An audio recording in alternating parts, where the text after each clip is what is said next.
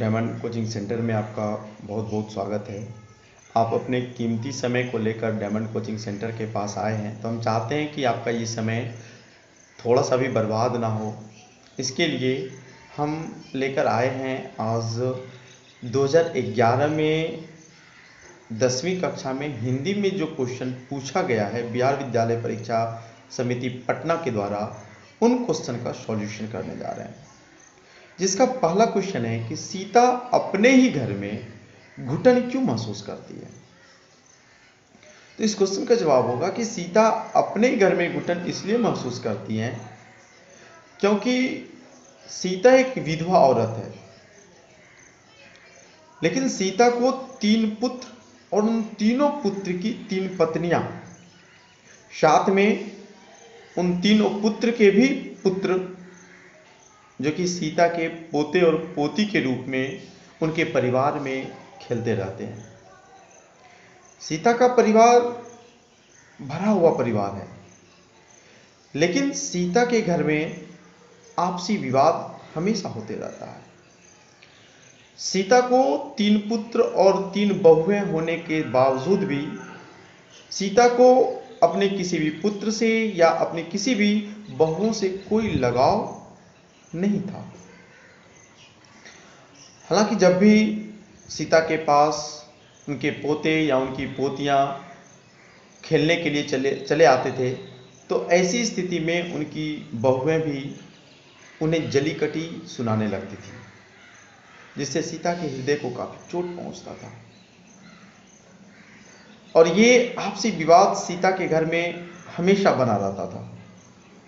अगर सीता को 2 वक्त की रोटियां उसकी बहुओं से मिलता था, तो 2 वक्त की रोटियों के साथ साथ उनकी बहुएं उसे काफी जली कटी भी सुनाती थी।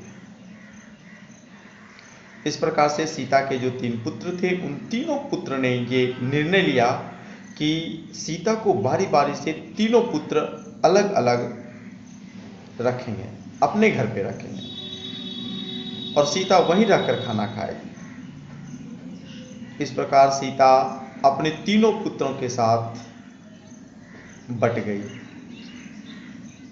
और यह बात सुनकर सीता के हृदय में काफी जलन सा महसूस होने लगा कि अब एक ही घर में वो 3 पुत्र के साथ अलग अलग अपना जीवन निर्वाह करेगी।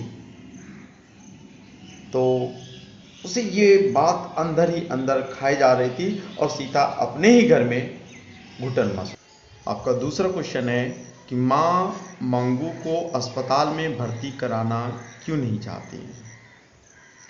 तो इस क्वेश्चन का जवाब है कि माँ मंगू को अस्पताल में भर्ती कराना इसलिए नहीं चाहती हैं क्योंकि मंगू एक ऐसी लड़की है जो कि उम्र से तो काफी बढ़ गई है, लेकिन उसकी सोच और समझ की क्षमता उसके पास नहीं है, क्योंकि वो अपने दिमागी हालात से बिल्कुल बेखबर है।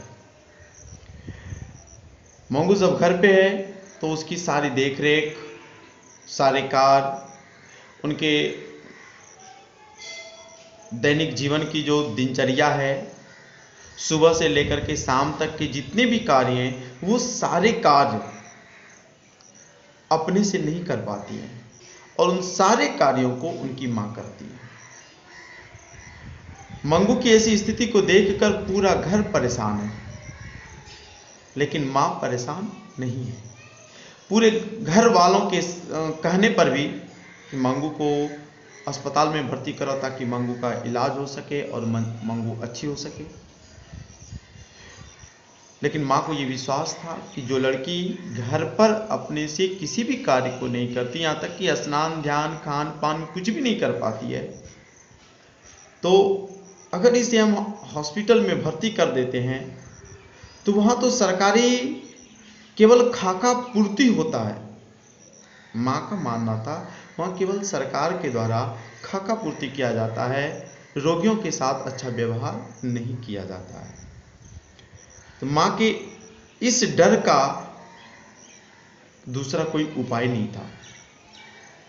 माँ को लगता था कि मंगू घर पे है, इसकी देखरेख हम कर लेते हैं, लेकिन अगर हम मंगू को अस्पताल में भर्ती कराते हैं तो वहाँ इसकी देखरेख नहीं हो पाएगी, इसलिए माँ मांगू को अस्पताल में भर्ती कराना नहीं चाहता। का अगला क्वेश्चन है कि कवि के दृष्टि में आज के देवता कौन हैं और वे कहाँ मिलेंगे। तो इसका आंसर होगा कि कवि के दृष्टि में आज के देवता मजदूर हैं और वो खेतों में, खलिहानों में, सड़कों पर या पहाड़ों पर पत्थर तोड़ते हुए मिलेंगे। बात यह है कि आखिर कवि ऐसा क्यों सोचते हैं कि खेतों में, खलिहानों में या सड़कों पर या पहाड़ों पर पत्थर तोड़ते हुए जो मजदूर मिलते हैं वही आज के देवता हैं। कवि के हृदय में एक भावना है, जिस भावना से ये आवाज़ निकलती है कि जो लोग मेहनत करके, मजदूरी करके, खून पसीना बहाकर दूसरे लोगों के लिए अन्न की उपज करते हैं और आसानी से वो लोग जो घर में बैठे बैठे गरीब मजदूरों के खून पसीने की कमाई को खाते हैं, तो उन लोगों के लिए भगवान वही गरीब मजदूर हैं। इसलिए कवि का कहना है कि आज के देवता मंदिर में, मस्जिद में या गिरजाघर में नहीं मिलते। आज के देवता खेतों में, खलिहानों में या पहाड़ों पर पत्थर तोड़ते हुए मिलते हैं। आपका अगला क्वेश्चन है कि हमारी नींद शीर्षक कविता में कवि ने किन अत्याचारियों का जिक्र किया है। तो इसका आंसर होगा कि हमारी नींद शीर्षक कविता में कवि ने उन अत्याचारियों का जिक्र किया है जो कि पहले से ही काफ़ी समृद्धिवान हैं, शक्तिशाली हैं, काफ़ी साम्राज्य है उनके पास, काफ़ी संपत्ति है उनके पास, लेकिन फिर भी उनके पास संतोष नाम की कोई भी चीज़ नहीं है। कवि ने ऐसे ही व्यक्तियों की चर्चा किया है कि वो अपनी समृद्धि को बनाने के लिए, अपने आप, अपनी शक्ति को और बढ़ाने के लिए, अपने साम्राज्य को और बढ़ाने के लिए वो अलग अलग प्रकार के हथकंडे को अपनाते हैं, जो कि काफ़ी गलत है। और ऐसे ही व्यक्ति अपने आप को शक्तिशाली बनाने के लिए, अपने आप को समृद्धिवान करने के लिए कभी चैन का नींद नहीं सो पाते हैं। तो कवि ने हमारी नींद शीर्षक कविता में ऐसे ही व्यक्तियों को अत्याचारी कहा है।